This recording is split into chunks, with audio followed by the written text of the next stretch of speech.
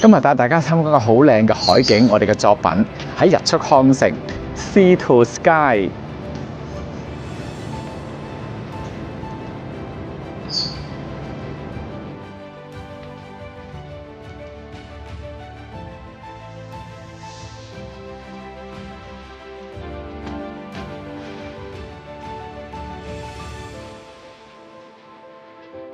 一入嚟參觀我哋呢個單位係啦，呢個單位咧就786隻套三房嘅。咁好啦，我哋入去參觀下啦。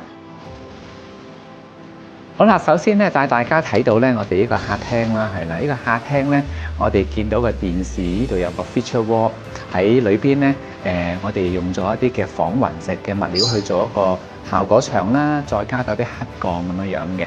其實呢一個電視機嘅左右嘅位置咧，都係一個房門嚟嘅。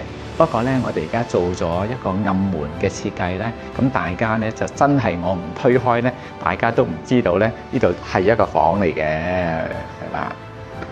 咧仲有我哋嘅燈光配襯嘅氣氛效果啦，同埋咧大家見到咧現場嘅所有顏色嘅配襯，包括呢張按摩椅嘅顏色咧都襯到一個點啊！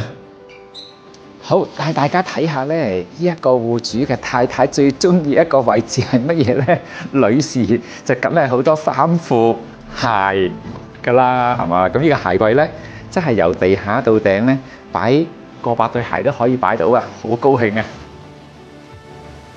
我哋參觀下主人房好冇？呢個暗門推開就係主人房啦。呢個主人房咧，一樣好似頭先我哋嘅客廳咧，望到個無敵海景，係啦。